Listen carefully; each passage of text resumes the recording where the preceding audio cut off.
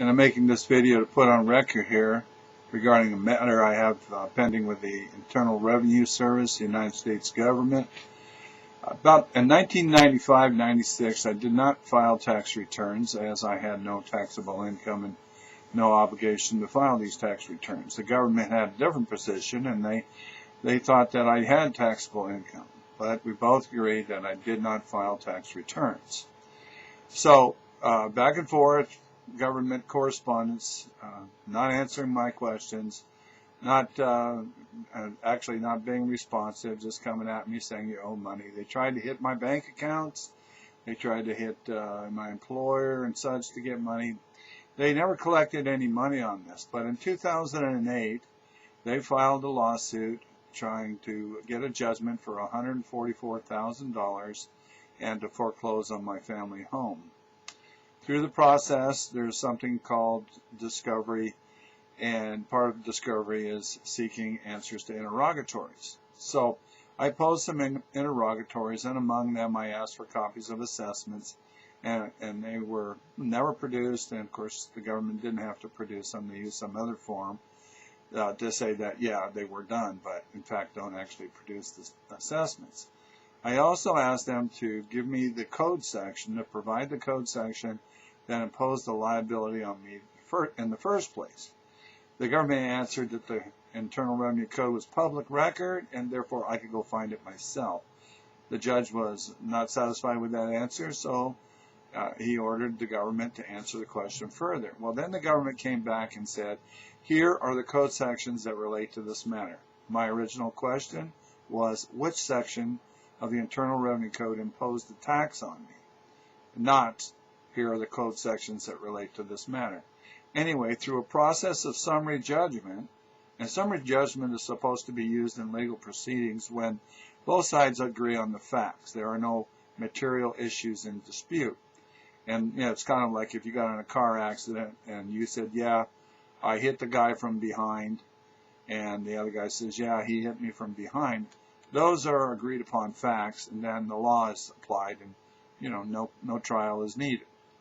Well, in my case, I certainly did not agree on the facts.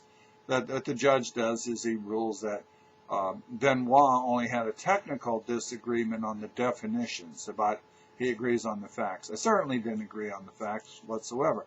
I didn't agree that I had taxable income, and that's you know, the gist of the matter.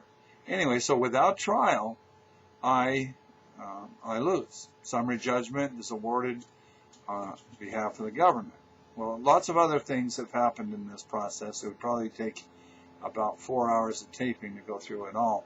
But as I discovered early on, one of the reasons I didn't owe the tax, well, actually the penalties, is that, you know, for the penalties to apply, one of the conditions, you have to be negligent. Of course, I certainly wasn't negligent in the whole matter. I was disputing it from the get-go. And so, you know, there's a disputed fact of whether or not a guy is negligent or not. I mean, the law is pretty specific on that. But more importantly, there's a penalty within this process that the IRS charged that is not something would be subject to some sort of interpretation. That's actually a fraudulent charge.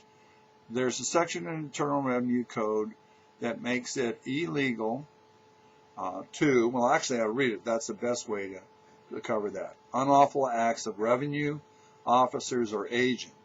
Any officer or employee of the United States acting in connection with any revenue law of the United States who is guilty of any extortion or willful oppression under color of law, or who knowingly demands other or greater sums than are allowed by law, shall be dismissed from office or discharged from employment, and upon conviction thereof shall be fined not more than $10,000 or imprisoned not more than 5 years.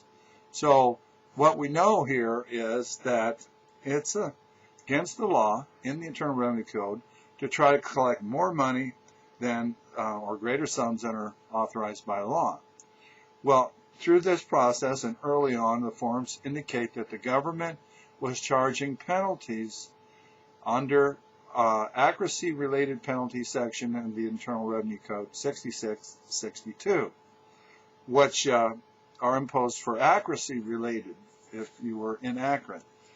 Now, this penalty does not apply to people who did not file a tax return. So it kind of makes sense. If you don't file a tax return, you can't be inaccurate. You didn't file a tax return because you don't think you have a tax liability. There are several places where this is covered in the Internal Revenue Code in the United States, Code of Federal Regulations, Treasury decisions, and the like.